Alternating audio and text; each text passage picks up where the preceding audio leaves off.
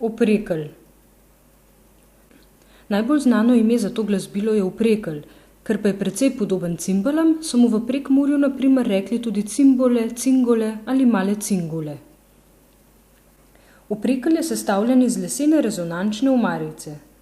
V zgornjo stranico so izrezane zvočnice, prek nje pa so napete strune.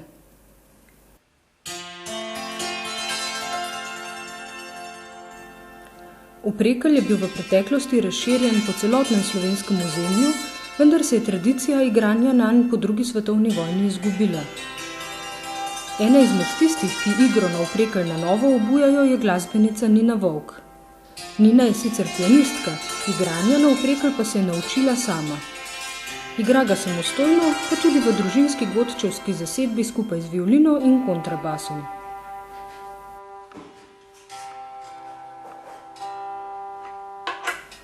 Tako kot vsa strunska glasbila je tudi oprekelj treba uglasiti, le da je to precej zamudno delo.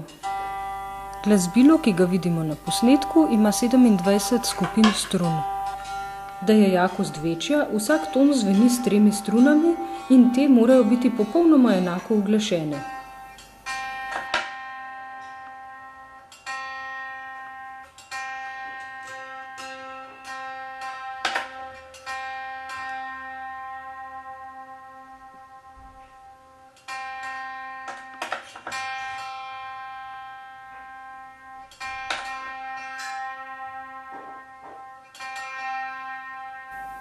Tako kot na cimbale, tudi na strune opreklja udarjamo z 2 lesenima tolkalcema oziroma paličicama. Paličici sta lahko obloženi z mehkim materialom, kar daje toplejši, vendar tudi tišji zvok.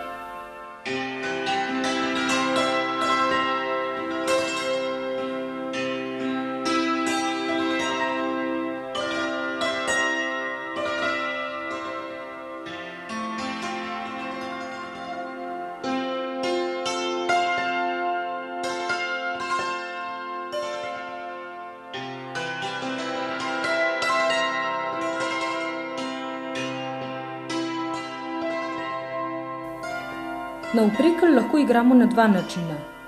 Danes ga godci največkrat postavijo na mizo in na tak način oprekelj najbolj spominja na cimbale. Predvsem v preteklosti je bila razširjena nekoliko manjša in lažja različica opreklja in tako je bil priročen za prenašanje. Zato ima glasbilo ob straneh pripeti ermen, s katerim si ga je godec oprtal okoli vratu in ga tako nosil s seboj in med hojo tudi igral nanj.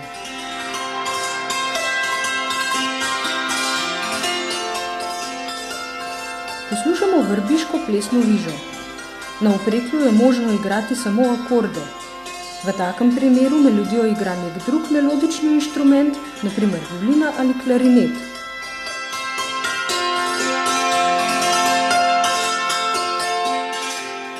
Lahko pa oprekelj samostojno odigra celotno skladbo, torej melodijo in spremljavo z akordi.